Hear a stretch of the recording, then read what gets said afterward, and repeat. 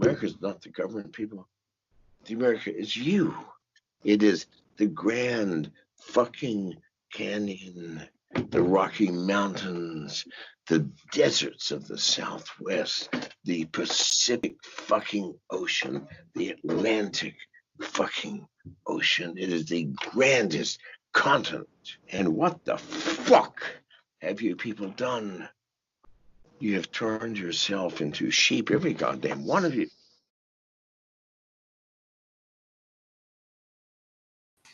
All right, everybody, welcome to episode 31 of the World Blockchain Roundtable. This week, we have hosts Greg from Rivet, Dave from Din.social, hello, Austin from Rivet, Ross from Global Crypto Press, Sean, entrepreneur and friend to all, and I'm Joe, architect and founder of Dragonchain. Quick update on lot distribution from last week's episode. Every host that was on last week gets 222 lot. Yay. Every topic contributor will get 83 lot. We got through a lot of questions last week again. These tokens come with perpetual passive income, free edits, and governance votes. And speaking of governance votes, there are 4 governance issues for the roundtable show up for consideration. And so we'll go in here. The first is... should we change the length of the show, right? So we have 4 votes, but only 8% for keeping it at 1 hour, and we have 4 votes for 42%. So, weigh in on that. It'll resolve 2 weeks from the 15th, so it'll resolve right before the new year, and we'll change, and we can always switch back, right? Like if anybody hates it, we'll see. I was like, that's horrible. We should do 3 hours. And then let's see here, resolved this morning. So we're going to add this section in.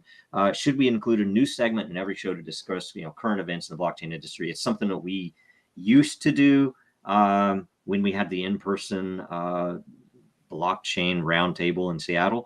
And this is a good thing because it kind of opens up a lot of new pieces. But anyway, that's resolved. So it's good.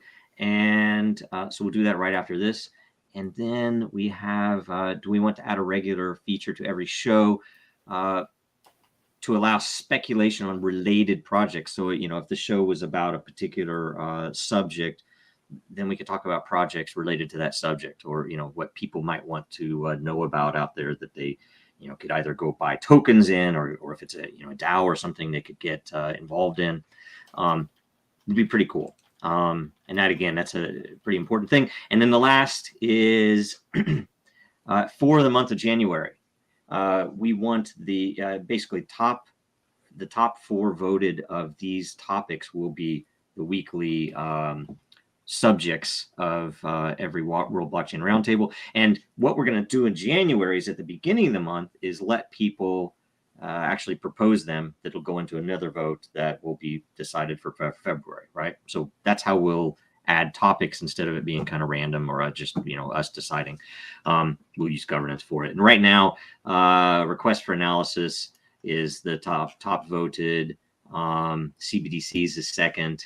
That'll be really good topics. And I think it looks like journalism is third, and social platforms fourth. So we'll see how that rounds up. So, given that was resolved, what is the first? What current events? I guess particularly related to this week's episode, which is blockchain conspiracies. Anything current events wise? Yeah. Well, we're trying to decide right before the episode if the new Matrix movie was topical for blockchain stuff. I haven't seen it yet. Greg's seen it. We could talk about that's a current event. They did make a veiled blockchain reference. Did they? So, yeah. Solid. So that's in there. I'll have to see it still. I was going to say, the very first one, apparently the hack that Trinity does is a real hack. From whatever timeline it was, that there something when she at the very opening scene that was an actual real vulnerability in whatever system it was. And that was like that was a cool element to add for Hollywood. to add into a movie. Are you talking And I was about wondering, the scene where Neo's asleep and it's like, "Hello, Neo, wake up," kind of thing, where he's asleep in his computer? No, it's- no. In the beginning, there's these two people hack into, kind of like they hack into the Matrix to watch the story of the Matrix. That's the weird thing about the movie. We watch that one, I guess. Jeez. The weird thing about the movie is that they say that the other three movies were a video game that Neo made. So he went into the Matrix. He's back in the Matrix, and then he writes a video game. He's a developer, and he writes the Matrix trilogy video games. And then so they're showing all of these cutscenes, which are from the movie, but they're supposed to be in the video game, which is actually his memories. But in the video game, he put in this modal, so that they could find him. The real people. So they come in and they're watching the story of the Matrix, but it's not Trinity, and then it doesn't go down the way it did in history. So that's how they know. I didn't know that. All I knew is the scene where she's in like some empty building. Yeah, like before she runs off and goes into the phone booth that gets smashed. She actually. Well, that's the thing. She doesn't go to the phone booth. That it doesn't go down the way it's supposed to, and they're watching it. And they're like, "Hey, this isn't what happened. What's going on?" And then so that's how they know that it's a special construct, because it doesn't happen the way it's supposed to when they're watching it. Cool. Oh, cool. Yep. Anyway, all right. So I don't know. All the reviews I've seen so far were on 4chan. So all the reviews I've seen were basically just professional critics who, say stuff bad about everything, kind of deal. So and usually, I don't know what their priorities are either. I don't know if they're actually fans of the series. I don't know if they feel like it's should be a cerebral experience or just a visual thing. It's just it's how much they were paid. And right. Well, that's what I'm saying is everyone's panning it, so it's probably good. Is my opinion, but I haven't seen it either. Kind of a special view on it. So my youngest set of twins, one of them was absolutely obsessed with it, the Matrix.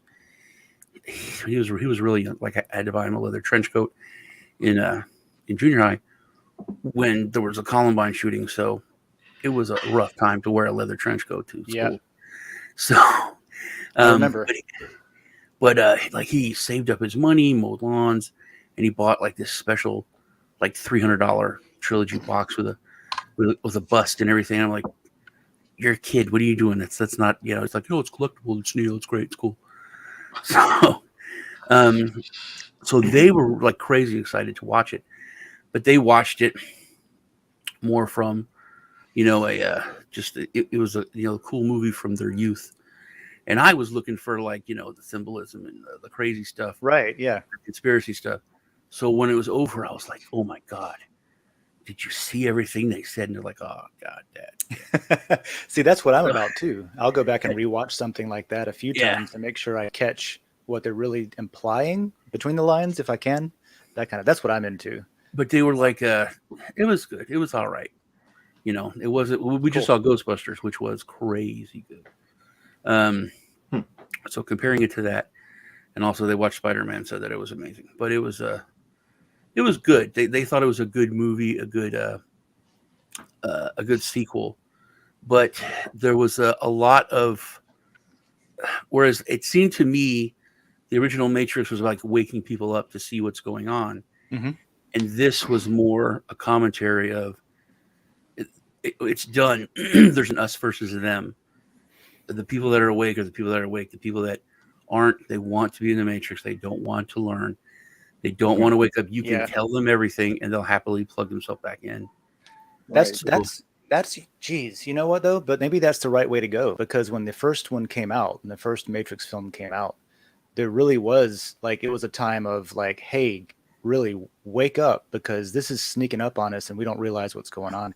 Now it's very much like it's after the pandemic. A lot of people see the man behind the curtain. A lot of folks are the people that are gonna see it in front of their face and take evidence and reality as real have done that, and they've seen it. And I was reading something else about you're not going to wake anybody up anymore. That's just we're to the point where that was kind of what I got. Have woken up, All right. and that's what And we the got. great irony of the So- whole thing is that both sides think they're awake and the other side is asleep. That's I'm not talking about the new Matrix. That's movie. age old, That, though, that right? may be true there too, but I think Right, that's well, everywhere. I think that's true, in every right? subject, humans are divided. So That's a good And- point. I haven't thought of it that It way, trivial- Austin, but you're right. Talks about the trivialization of memory, right? The idea that once you know something, the knowledge itself becomes trivialized in a way that prevents it from waking you up. In a way, we've taken the things that should have woken us up and used them to fuel our sleepness, so to speak. well, okay.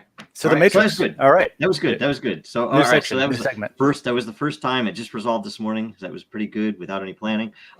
Okay. So this week we're doing blockchain conspiracies. Generally supposed to be around, literally things that are being manipulated or conspired in the blockchain world. There's plenty of it, right? And it might stretch further, but the basis being that. So we're going to try something different at this. We're going to take breaks because we have a bunch of these things that we laid out a year and a half ago, something like that. So we'll come right back after this with the questions. Be all good. While nuclear weapons states can exert unlimited violence over even millions of individuals, strong cryptography means that a state, even by exercising unlimited violence, cannot violate the intent of individuals to keep secrets from them. Cryptography is the ultimate form of non-violent direct action.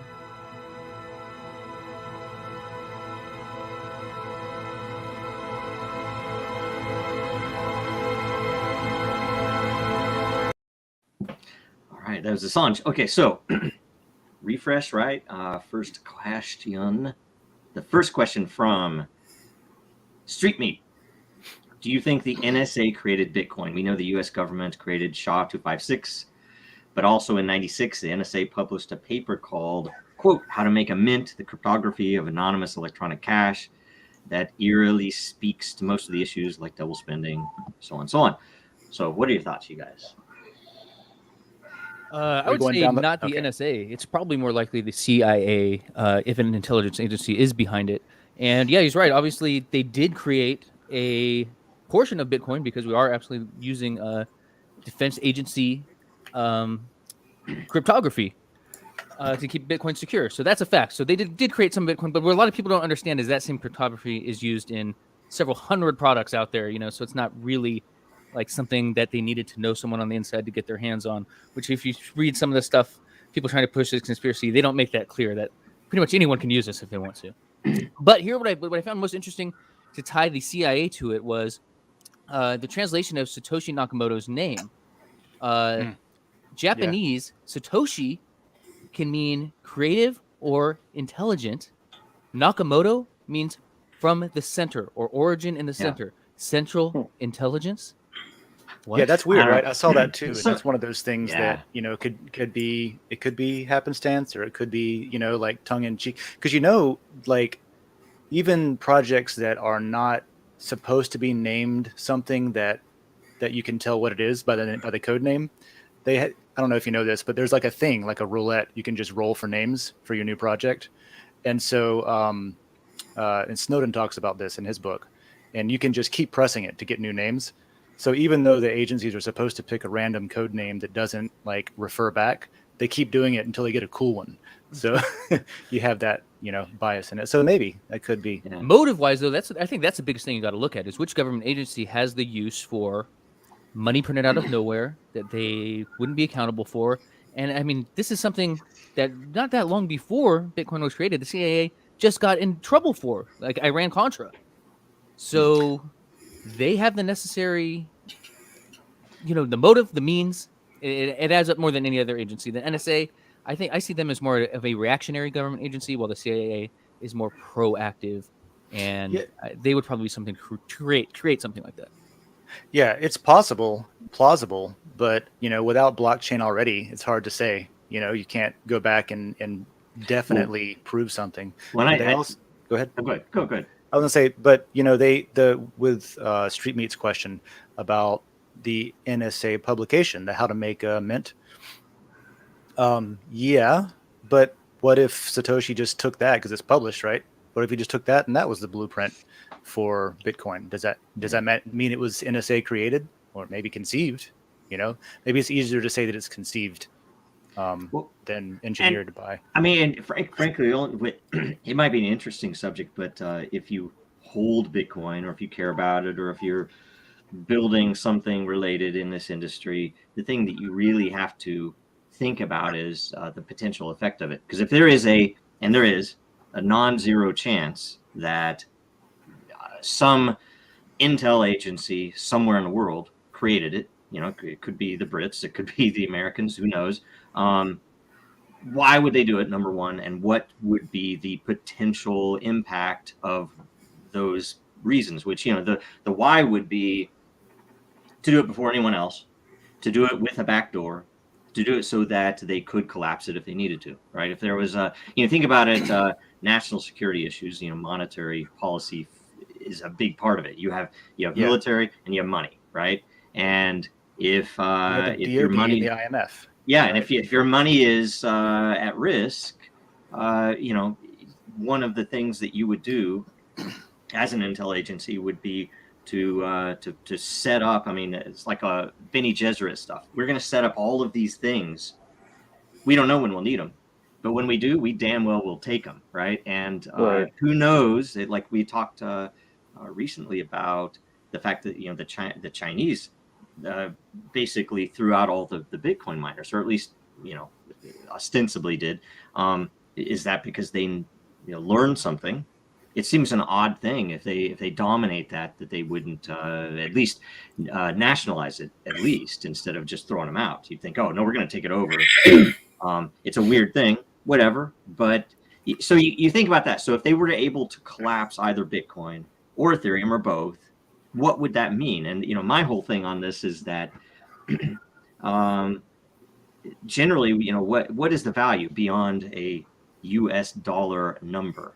You know, is there a value? Because it's then it becomes, what can I use this for, right? So because everything is priced into Bitcoin and the entire market, right? What if what if it has something more to do with the fact that if you detonate the US dollar, you're left with you know, the World Bank and the IMF's special drawing rights as the likely centrally controlled unit of exchange that becomes the new world currency in the absence of an alternative like crypto. What if they are Satoshi and it was they knew that the dollar was going to die, that the end is nigh, so when it all does crash, then voila, we're the ones that have all of Satoshi's coins. Right. We have this alternative that is not World Bank controlled. There's something though that nobody's really looks at, that the whole us versus them thing that we mentioned earlier. Right now we're at a more us versus them, I think, than any other time in history. Just in general, everything is just two-sided. And to what Ross was saying back a while ago, the NSA was more of a reactionary, smaller, newer, you know, agency, but it's so, everything is so divided now, and especially with all that we've learned and how people have woke up in the transparency, oddly, you know, of these different forces within our government. It used to be, you know, the military-industrial complex, but really, the intelligence community used to be a much more quieter arm, and they're not anymore. They straight up.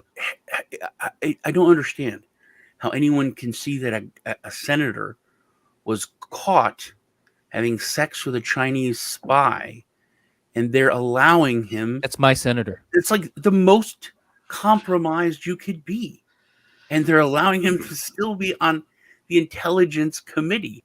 How do you not see that this man is not our puppet? We know all of this, and he's still here. We obviously can control him, you know, and that's public knowledge. But moreover, the more us versus them is that there are these different, the intelligence community, the military-industrial complex, all these different agencies or entities that think they run the government, But within those, I think I think within the intelligence community even more, that different agencies think they're the one that's at the head of the machine that is controlling the government or everything else. So there's even more us versus them there. And the one thing that everyone's not talking about is just the sheer arrogance of a lot of these things, where we'll control this and we'll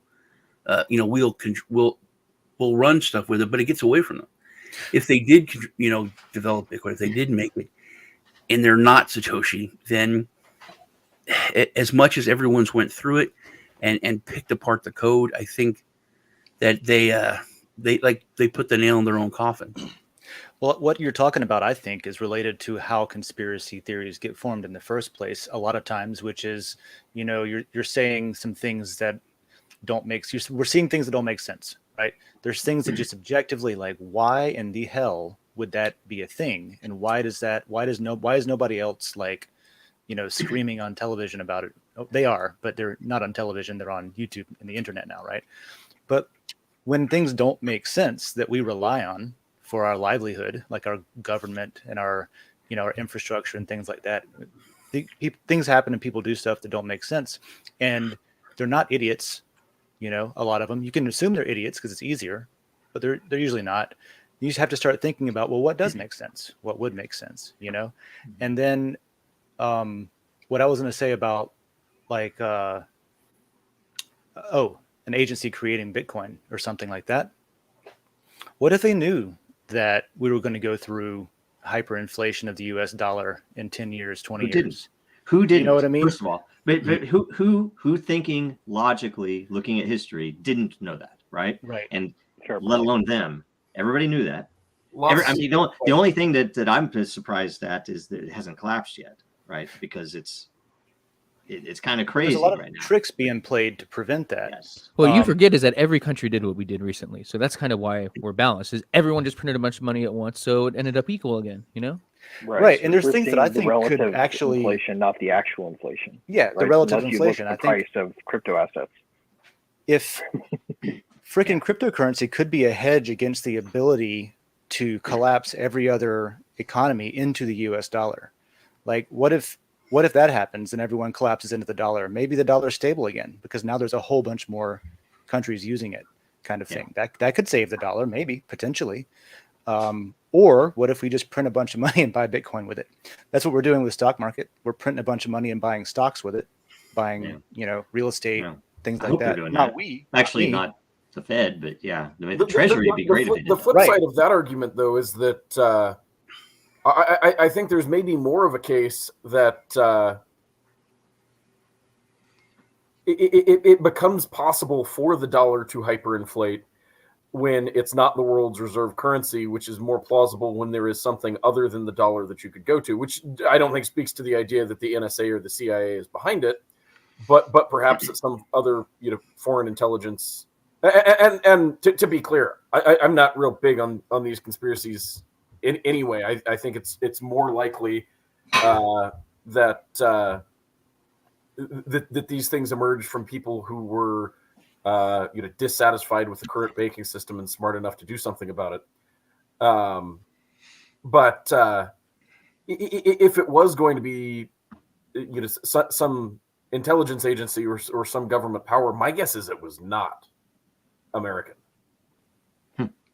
I don't know. I think if you have unlimited funds, in the very least, one of these people is going to say, hey, let's do this as an experiment. And not that they would necessarily create it, but definitely to at least be playing around. So I guess, should we go to the next question? Real quick, just to add to Austin's point, there is one real big indication that it wasn't American, and that was the times that Satoshi would respond to emails at, which was basically would be like 4, 5, 6 a.m.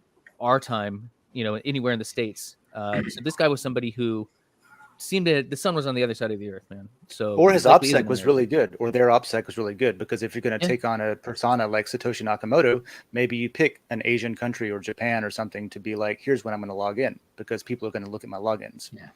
But no matter how crazy of a conspiracy theory nut you are, we all know that Craig Wright wasn't him. Agreed. I don't really believe. I mean, if you're nuts, Sports would maybe. disagree now, which is terrifying. I think it's interesting. I think Craig Wright's useful.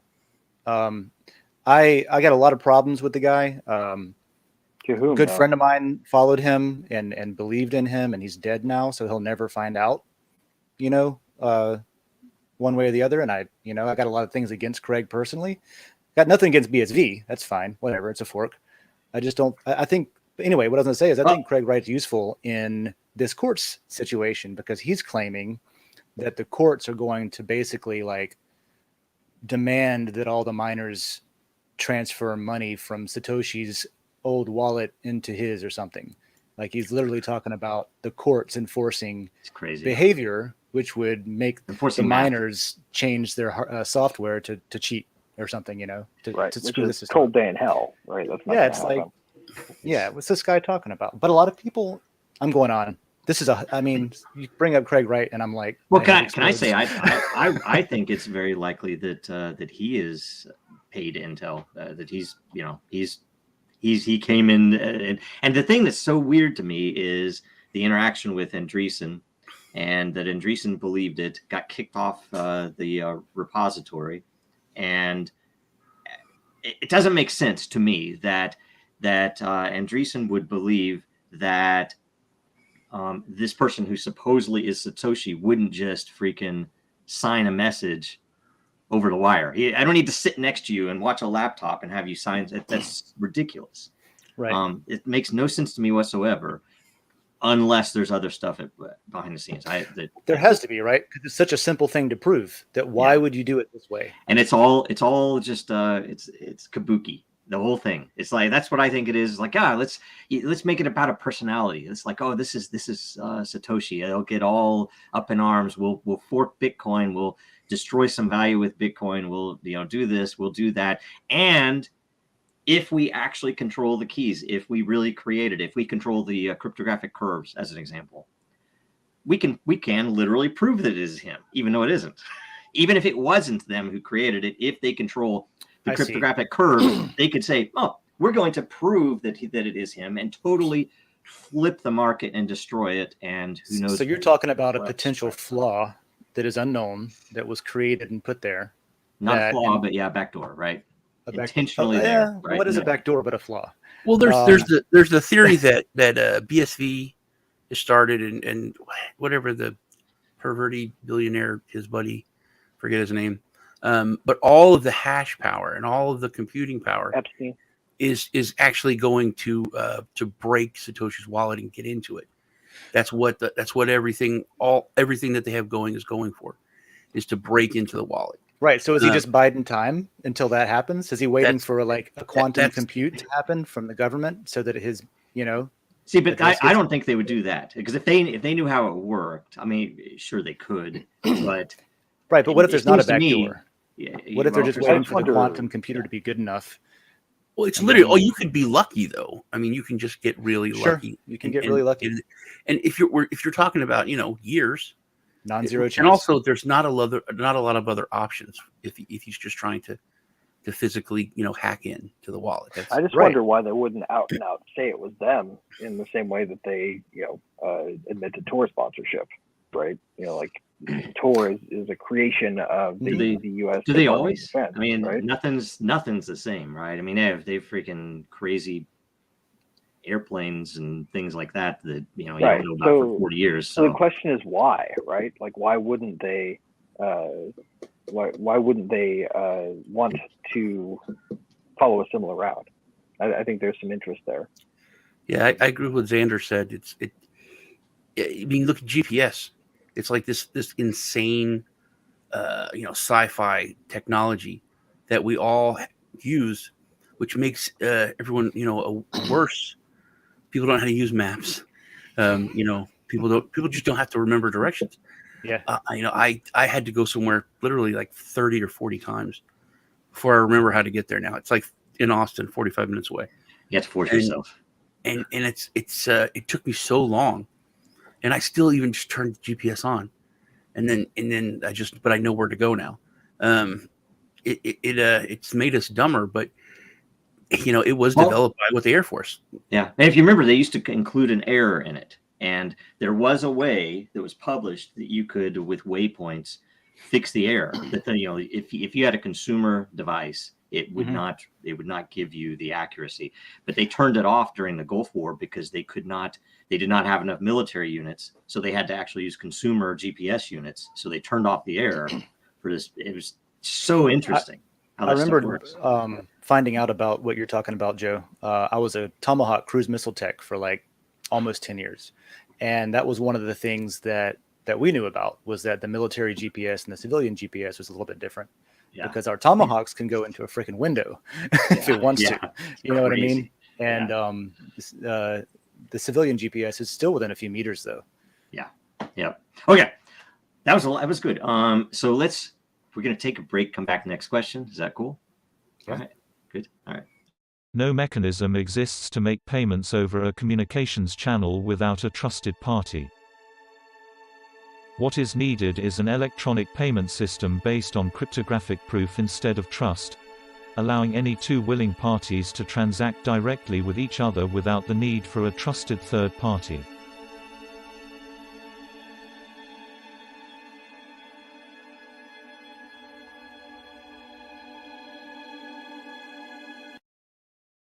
I like these short segments. Yeah, that alone you have to think about. Divide and conquer. The fact that the original white paper talks about peer-to-peer cash, and if you lived through in the Bitcoin world, 2013, 2014, around then, you saw it was bizarre. It was a total change, in my opinion, culturally, because you had a lot of money, people who were interested in the number.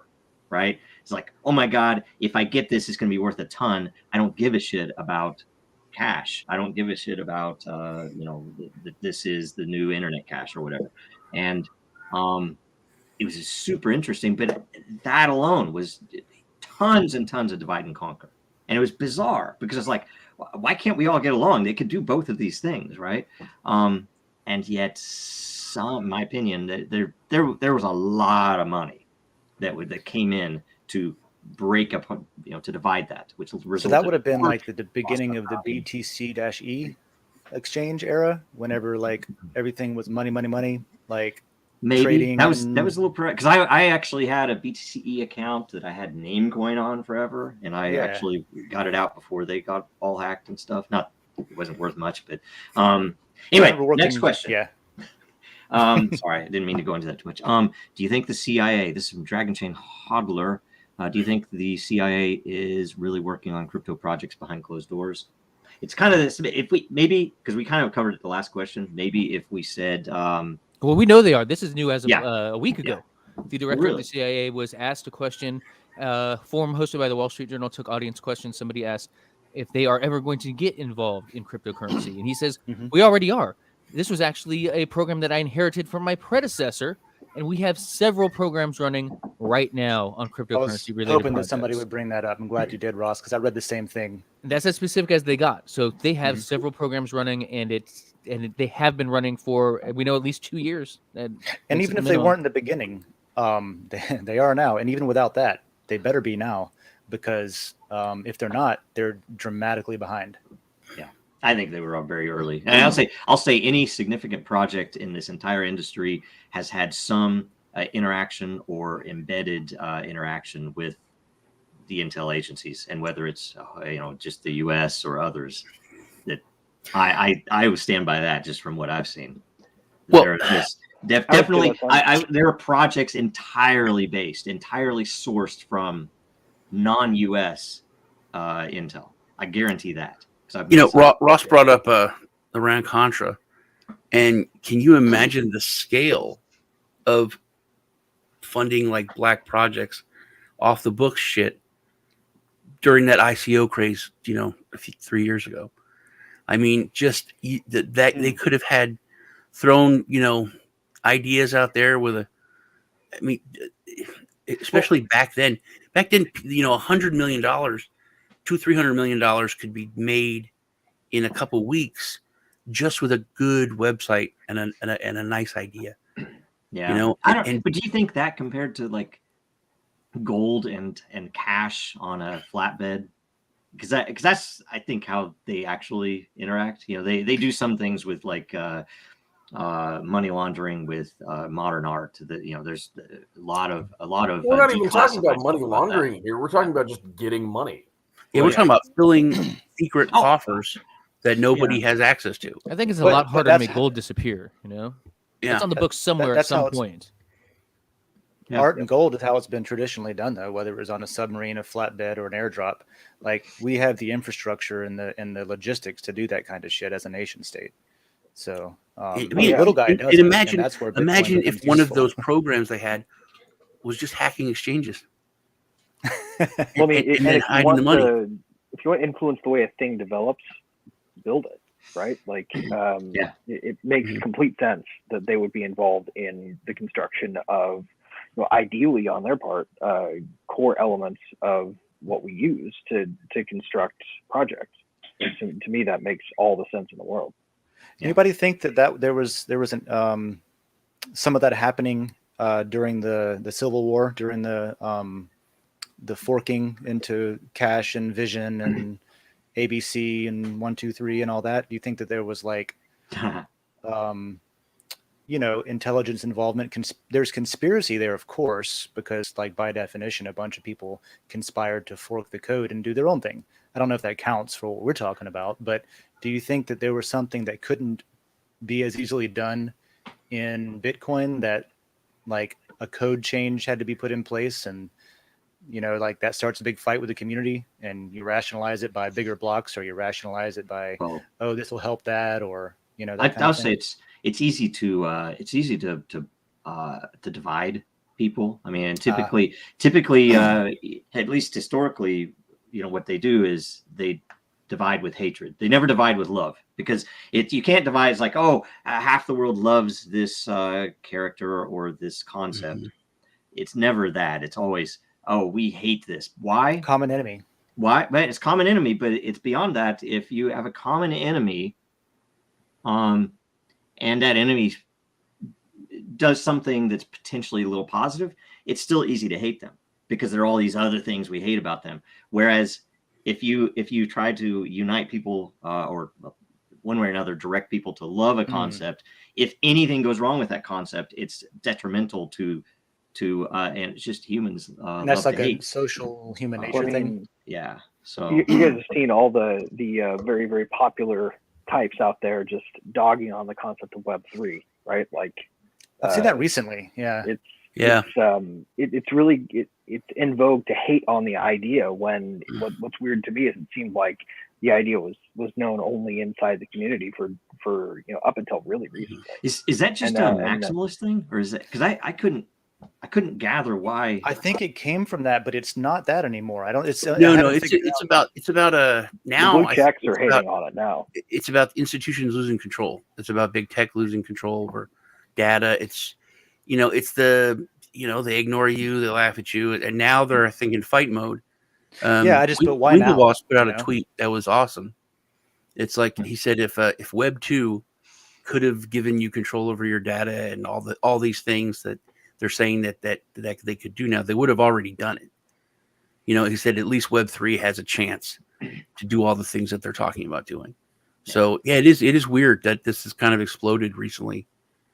I started noticing it not too long after Jack left Twitter. I don't know if that had anything to do with it, but I know in the maxi sphere, there was a lot of disappointment about that, because a lot of people felt like a Bitcoiner left and a shitcoiner took over, as far as like through that lens.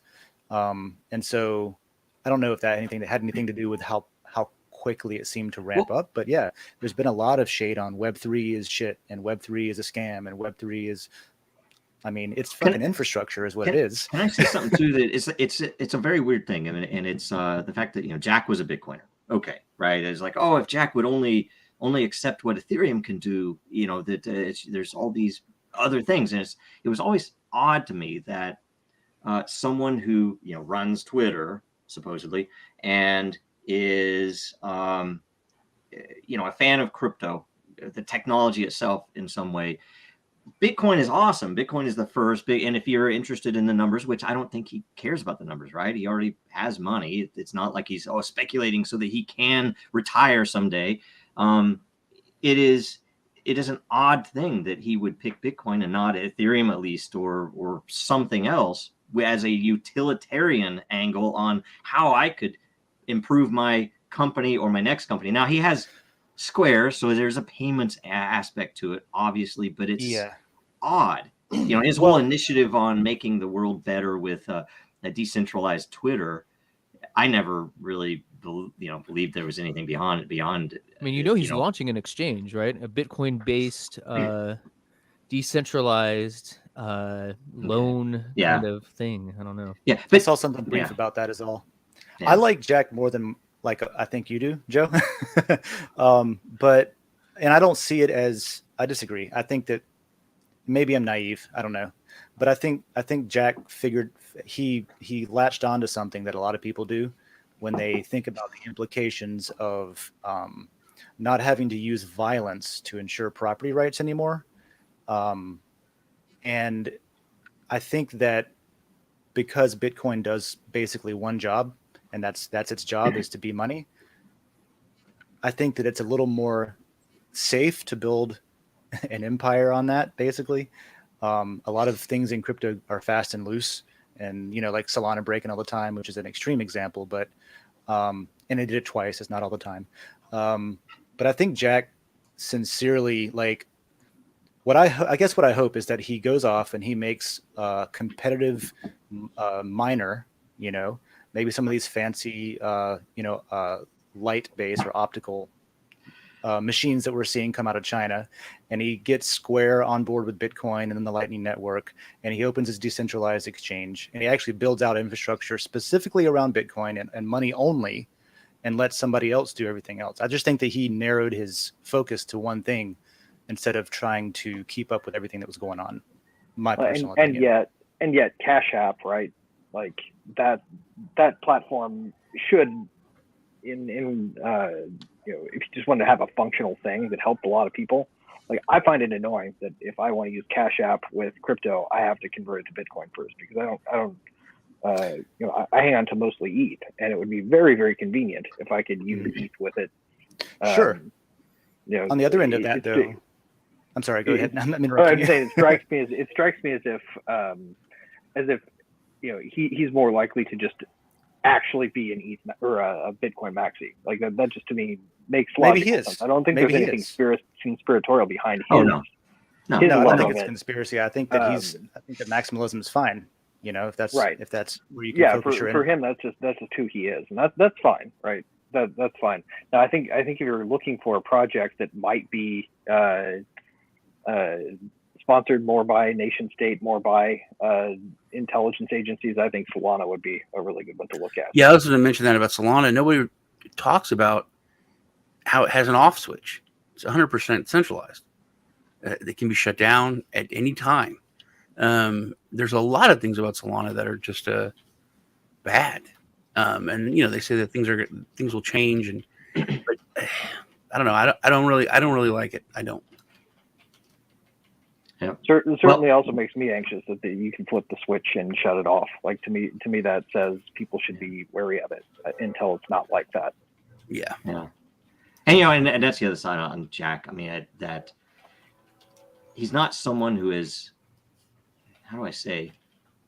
I mean, he has a lot of money, and he was head of Twitter. So when he would say something, it had some effect, but frankly, does it mean anything? I don't know. I mean, who cares if he's a maxi? I just wonder, for me, it's frustrating because, he could have fixed so many things at Twitter, but it was obviously not what his goal was, right? But we don't know. I mean, what his goal is. He was beholden to a board. So I think him stepping down is it made me kind of like him a little more, because we're all just speculating, but I'm thinking maybe he was at odds with all the crap that's going on. Do you think the board was banning people? He couldn't say anything. over and He's over not, again? I mean, not like Musk, where he just doesn't give a shit. yeah, I don't think inclined the to agree board with cared Sean. about. I mean, I don't know. Do you guys think the board cared about the banning? Anyway, whatever. We're getting off subject. Yeah. So. Not so much. The board I think doesn't really care about individual stuff, but hey, man, you can't talk shit about. I think they all supported it. You got to understand San Francisco tech culture. Yeah, Everyone's yeah, on the but same some of page the- about everything, man. Yeah. That is on topic, though. That's conspiratorial. Whenever you're talking about a group of minority individuals controlling a global platform and deciding what's going to be allowed to be spoken, that's conspiratorial. I don't know if that came from Jack. I don't know if that came from the board, or if that just came from the people that were put in charge of deciding what was needed to be fact checked. I don't think the board said, "Oh, make sure you ban all of these people with with whatever politics." But they left him in place. He left the people in place that were managing that. He might not have said, "Oh, ban all these people." I don't think that happened either. I just think that, if I put these people in place, then I'll be happy with it because they'll ban those people. And why are people I'd complaining? be inclined to distrust the board before I distrust Jack. Well, and while we're on the subject of conspiracies, Yeah. there is the point that back in this past summer, the Biden administration released a list of sources of misinformation that they wanted the social media companies to do something about. In basically the same week that they were talking about bringing antitrust suits against the big tech companies. Oh, yeah. So there may well have been some pressure from the board of we got to make sure we steer clear of this antitrust lawsuit, and here is a thing we can do to get on this administration's inside. So. That's true. Very true. Yep. Yeah. Exactly. Okay. All right. Let's go next. Another break. We'll come back to the next question. Is that all right? This is a 2. Liberty is not a pill that makes men angels. What it does do is limit the extent to which evil can be expressed in the world.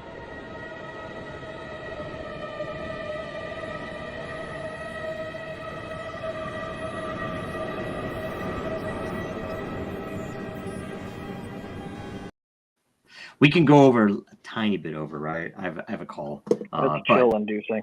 That last one. Yeah, So- that was good. Okay. Jacob Wayne, next question. Do you think the U.S. government will eventually, it's not popped up here. 1 second. I don't see it. There it is. Okay. You think the U.S. government will eventually go all in on crypto, promoting a coin that has zero privacy in an attempt to better track the population? We probably Yeah. Yeah. Central Like, bank they've knows been working on everything, man. FedCoin for years. Mm-hmm. Well, that's a CBDC situation, right? I was reading something this morning on a publication from, I forget what it's called, the World, whatever the big world banking conglomerate is, I forget, with the guy that has the 12X coat that he wears with the button popping off and then talking about how the world's money should be. Yeah. And is it Klaus something? Yeah, something like that. And The world's worst Bond villain caricature. They were like, this report, I'm going to look it up while I'm talking, but this report was basically going all in on the idea of leveraging a CBDC exactly like how we feared China was going to do it, but globally, and having users not only identified, account-based, identity-based system, but also directly interfacing with the central bank, where nations' central banks would be under a main central bank, so that you had like Inception. unilateral control over the central entire bank inside a central bank financial system. inside a central bank. And because people directly interface with the central bank with an account-based system and identity-based system, then it makes it easy to do things like, if someone defaults on a loan, blacklist them from all of the affiliated businesses, so they cannot live unless they pay you back. Which they actually talk about. There was that nominee, Biden nominated that lady who was a psycho, and she straight up said that people do not need bank accounts. All banks should be shut down, and they should only have an account with the central bank. Something the Office of Comptroller of Currency probably shouldn't be saying if they that was like they want to actually get selected. that's the thing, dude. You're like, why would these people say these things? You know, Yeah, even but if it's their agenda. Like, I think they can say anything that they want now because the press will not repeat the things. It's like an infinite 7-second delay. That it's like, Yeah. hey, don't play it on any of the news. And it's like, okay, so we see it on 4chan, we might see it on Twitter, if it lasts, and that's it. But the normies, you know, sitting there, I don't know who watches network news anymore. Right. I hope It's not also, a broadcast lot of people via just don't know what headshot. that means. They don't Yeah. know that, you know, oh, the central bank just means a one big bank for everybody. Yeah, that's good. Like a Yeah. world credit union. I hate my bank anyway. I Yeah. love that. Yeah. To the question, though, you know, will the government throw their support behind something with zero privacy? I doubt it. I think they will support the idea of, you know, privacy, you know, from one person to another, that you know, I can't see what Greg's doing and Greg can't see what But they Joe's can. doing, but they get to see it all, because that information asymmetry benefits them a lot. You know, that gives them the ability to come in and, you know, make threats based on, you know, we will expose this information, that Well, if it's all public anyway, they don't get to take advantage of the information asymmetry. and by the way, they don't have to do a lot because they already No, have they don't. access to every device Very that any of us versatile, have. And if they have that access, it doesn't matter what privacy coin you might be using. The fact that you're using a privacy coin is going to get you on a list to watch closer, or at least to, you know, here's a flag. And the normies aren't going to do that. So they would just use whatever and they can track it. I was like, oh, they're transferring dollars. Oh, they're transferring Ethereum, right? So they're on a different This was list. the argument behind the Navy releasing Tor, was that if only Yes. our people used it, it would be easy to fingerprint the network traffic and say, here's The who we're honeypot. looking for. Yeah. So what you have to do is get To the everyone question, to though, use it. Yeah. I think this is something they've already done, because something really creepy has gone on, and I look back and I have to think something is behind this. Where you go about 3 years back in time, and there's article after article after article calling Bitcoin anonymous. You go on the dark web, Yeah. there's these marketplaces that were 100% Bitcoin. Someone would not even accept Monero. And these people are doing massive illegal transactions, Bitcoin only. Okay, so that's 3 years and older. Articles since then, most 3 years and today, it's about people who used Bitcoin and got arrested for it. You know, Yeah. it's like Yeah. they set up a sting. It's Yeah. like Something there, they man. told everyone it was anonymous, let them fall for it, and then traced them, and now they're arresting them. Totally. And if you go back and look at the Ross Ulbricht trial, the Dread Pirate Robertson. So I followed him way back at the beginning because he was a libertarian, and some of the things that he would put out was I was friends with brilliant, his and roommate. It was beautiful, really. It was amazing stuff. And the fact that it was Dread Pirate Roberts, it was just an hilarious angle on it. And if you look at how they did, what do they call it? Greg probably know the reconstruction. What do you call that? When they have information. No, they have information.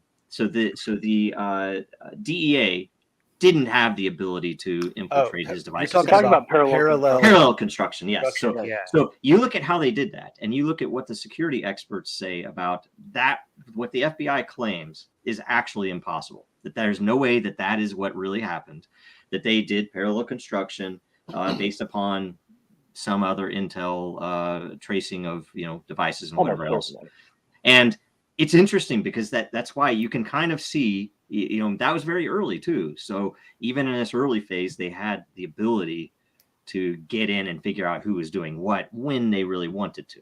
And then they changed, they do the parallel construction, if anybody doesn't know, so that some of the things that might be unconstitutional that would not be allowed in court. Or that they just don't want to expose that they have this ability. Right. Yes. Right. Yes. I think this That's very this adds true. That support happens a to lot, Ross's too. theory here. Mhm. So we can hop straight though to the next question, which is from Angel Breaker, because it was brought up. Why should someone establish a distributed system like Tor to transfer all the money pseudo-private on a blockchain, or safe all data immutable to a decentralized organization because your data capacities are not enough?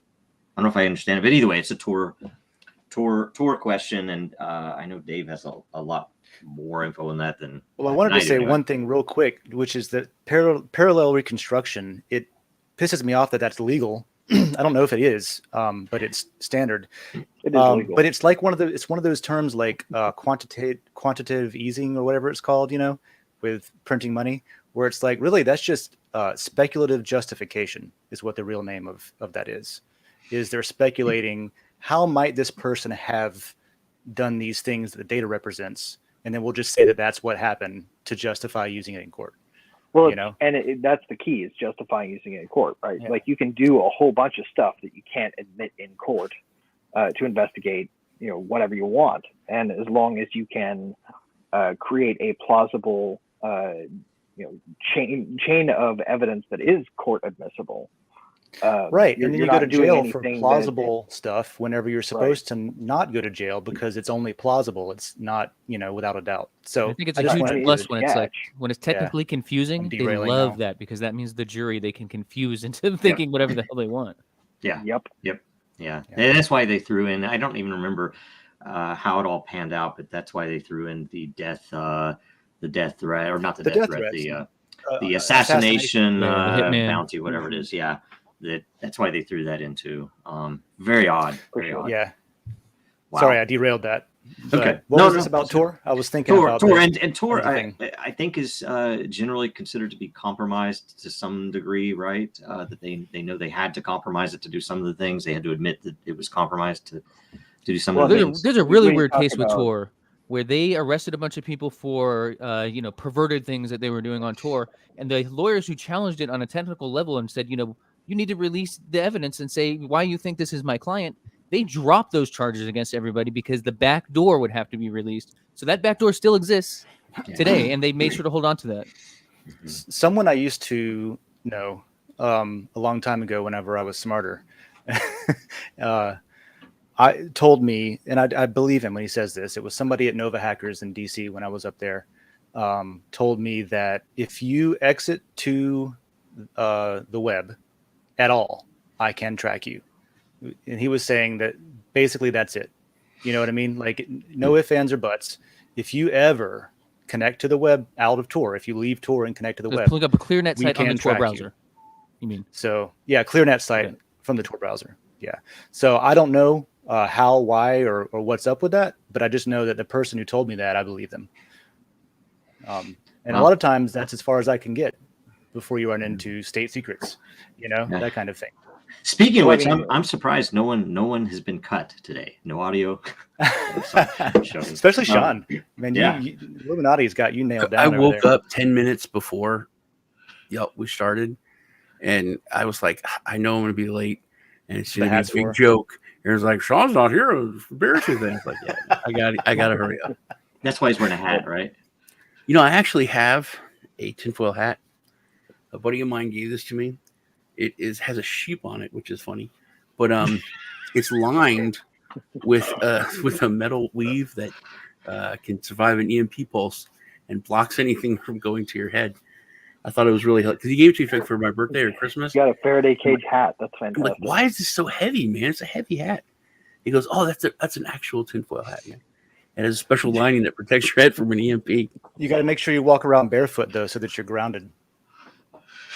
There you go. I did not know that. Now I got to figure something out. I'm sure you can get special shoes that'll do that for you too. All right, so if you're okay, we'll close out. So thanks everybody for coming on. This was interesting. There's something. I mean, we didn't really talk about a lot of other conspiracies. El Salvador just bought 21 Bitcoin. You see that? 21 Bitcoin on the 20. What is? Let me read it. 21 Bitcoin's 21st day of the last month of the 21st year in the 21st century. And something we didn't know, El Salvador's landmass area is 21,000 square kilometers. What? Really? And they're the first country to adopt Bitcoin as what is it with the numbers? That's a YouTube video. The numbers seem so ridiculous, yet they always pop up everywhere. Why? Yeah. Why? Pattern recognition, human brain. No, it's not that. It's the 33. I don't know. And they're known, but it's like, it's like, why do they care about using these numbers so often? It's crazy to me. Speaking of, not to go anything long-winded because we're at the end here, but you brought up El Salvador, Sean, and I just noticed that I got to look more into it and see if it was like real or not. But apparently there's like a young hip guy running Chile now after their president-elect there was he's a Tool fan, It's like you're starting to see people from like that I recognize as human that I grew up with taking over countries in Central and South America, and it just makes me think that that's going to be like that's up. People are hurting, and anywhere where people are hurting, I think drives innovation out of necessity. So it's going to be interesting watching that unfold. Yeah, Also, what Trump said, I don't know if you all know what happened during the past few days, but he never really was happy, publicly about crypto and Bitcoin. And he said he still has that. He goes, I never loved it because I have the dollar, and he wants the dollar to, take over and stay strong. I never was a big fan, but it's building up bigger and bigger, and nobody's doing anything about it. I want our currency called the dollar. But then he said that he thinks that it's going to explode, that it could explode and be bigger, make the big tech explosion look like baby stuff. He thinks it's a very dangerous thing. At the same week that Melania released a bunch of NFTs on Solana. Yeah, I don't look into that too much. I don't feel like they get along much anyway as like friends. So it doesn't surprise me that they would be doing opposite things. But he does use the dollar sign a lot in trademark. Who am I thinking of? Elizabeth Warren and Donald Trump are now on the same team against Bitcoin, right? It seems like I had read that is because I didn't watch the interview or anything, but when he said explode, I had assumed that he had meant that it would fail. And no, he was talking the other way. Yeah, he was talking about blowing up bigger than big tech. He was saying it might be dangerous. True. Yeah. Yeah, well, I'm surprised it hasn't happened myself, but and I think there's a lot of reasons behind that. But the sooner we can stop being tribal and realize that this is all of this. I don't care which of these succeed; that they're all useful in different ways to what I want to do in the next world. But anyway, I'm ready for them to just have all the money. If that's what they want, fine. Take all the U.S. dollars, have all the money. We'll just use different money. I'm okay with that. You want to be greedy? Fine. Have all the dollars. We'll use real money over here. Just wait till we stop accepting your dollars. Right. Yeah. And I'm more interested in how we can use this stuff to, change the way, because all of the issues that we have right now are related to weaknesses in our foundation. The Constitution was great, but at a certain point, it was easily manipulated. And there's so many things now that's like the Constitution is kind of meaningless. We still can hold on to a couple of things because they can't take them away easily. Yeah, but anything else, I was reading really that thing a couple of weeks ago. Who would have thought that you read that thing? But I was reading that thing a couple of weeks ago, and what dawned on me then was that a lot of these things are saying that Congress shall make no law inhibiting this or that. And I was like, well, they didn't really make a law against it. It's like an executive order, or it's just like they just said, here's what we're going to do. So what counts as a lawful delegation of legal authority? There's a lot of violating the Constitution. I don't know. But I think whenever they passed the mandates, and they said, "Oh, but Congress is exempt," I was like, "What?" Insider trading, same thing. Hey, by the way, I want to know. Does the insider trading waiver, or whatever you call it, where Congress can basically do insider trading, they can learn stuff in their committees, they can go and trade on it, or have their spouse trade on it. Does that apply in crypto? I want to know that, right? I mean, are any Congress people trading in crypto? I assume let's go ahead and say unilaterally, if it benefits the powerful, that they're likely going to permit themselves to do it. Yeah. So anyway, okay. So let's go through. Dave, anything coming on this week? Oh yeah. Well, we have a governance call today at 3, and then we're going to go. Like everything is rolling out. 2022 is going to be dope. We're doing a polish update on the app. We went through yesterday, I think, and made some notes and just try to get it up to parity of what's able to be done on the web versus what's able to be done easily on the app. Get that on par with each other. And then I think that we're positioned really well to have some noticeable growth in 22. So as early as February, I think we'll start seeing, if my plans work out, I'll say that, then it's cool. I'm definitely in onboarding mode. So if anybody has any questions or they want to start a team or a group or a community that they have on Den, maybe look into how to use layers and stuff, hit me up, dave@den.social. We'll talk about it. Awesome. Ross, anything new published? Yeah, pretty interesting article. Shout out to Justin. He's my New York reporter. Did a study on how much stablecoins has blown up in the last year, which I knew had happened, but I had really underestimated to what extent. This time a year ago, the entire market cap, 29 billion. Right now, 150 billion. In the last 30 days, 15 billion increase. So it's blowing up, and it's blowing up faster and faster and faster every month. So now you kind of see why a lot of eyes are on stablecoins, and it makes a real good point on why you want to watch that stablecoin supply and how you can actually kind of time the market if you pay attention to it. So check that out, globalcryptopress.com, or type Global Crypto Press into Google News or Apple News apps. That's great. You know, something would be interesting to talk about is the effect on stablecoins of the inflation, massive inflation that might be coming. Right? Interesting. Okay, Sean, what's new? Not a lot, man. I'm just trying to kind of chill out till the end of the year. Probably gonna have my end of the year show, do some big giveaways, give away some master nodes and stuff. Trying to focus on like passive income, giving that away to viewers. But that's about it, man. Looking forward to Christmas. Hope everyone has a great Christmas and any other holiday you've been celebrating or celebrating. Hope it's great. Awesome. Looking forward to Saturday. Excellent. Yes, that'll be fun. Greg. All right. Well, I'm going to leave the technical part of the update to Austin to talk about, but I just want to say, as always, if there's a thing out there that you haven't seen built, go out and build it. And Rivet is here to help. So come check us out, and we'll see that you have the support you need to build something that you wish was out there and you don't see. So. Excellent. Austin.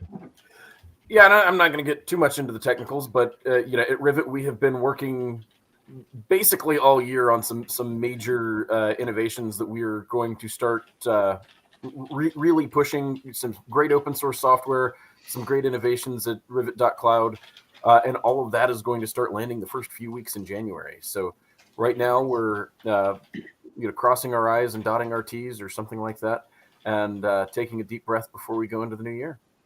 Excellent. That's good stuff. And Dragonchain, we're working on a lot of stuff, a lot of different areas. It's very exciting, and I have no idea when any of it will happen. So, because it's all based upon other people's schedules and budgets and things like that. So, beginning of the year, though, we're hopeful to have a lot of activity kick off. There are at least a couple of projects that are already turned on. We just, that some of them won't be delivered for quite a while, and I have no idea when they'll be announced. So anyway, lots of good stuff though. Like, very, very busy, very exciting. And this is the last episode before Christmas. So Merry Christmas, Happy Holidays, everybody. Make sure you share this episode, because the more views we get, the more all of you will get in lot. So it's a useful, and it's beginning to be a very interesting thing with the governance. That's why this is gonna be fun, figuring out how to change stuff up and experiment. So, and if you're confused by governance, there's a new gavel icon now on the sidebar on the right, so you can go through and see all the governance issues in a list. Right now, it shows them all. In the future, it'll only show the ones that you can vote on. There will be some check that out, because you don't have to go into every layer and see if there's a governance issue now. You can just look at the list and participate. And that's things like, changing the banner or deciding for sushi or barbecue. And site-wide governance is coming on Den as well, which is going to be really interesting, because that's going to affect priorities and budgeting and everything. So it'll be fun. All right. So that's everything. Like, comment, subscribe. See you next week. Thanks, guys. Merry Christmas. The very word secrecy is repugnant in a free and open society. And we are, as a people, inherently and historically opposed to secret societies, to secret oaths, and secret proceedings. For we are opposed around the world by a monolithic and ruthless conspiracy that relies on covert means for expanding its sphere of influence, on infiltration instead of invasion, on subversion instead of elections, on intimidation instead of free choice, on guerrillas by night instead of armies by day. Its preparations are concealed, not published. Its mistakes are buried, not headlined. Its dissenters are silenced, not praised. No expenditure is questioned, no rumor is printed, no secret is revealed.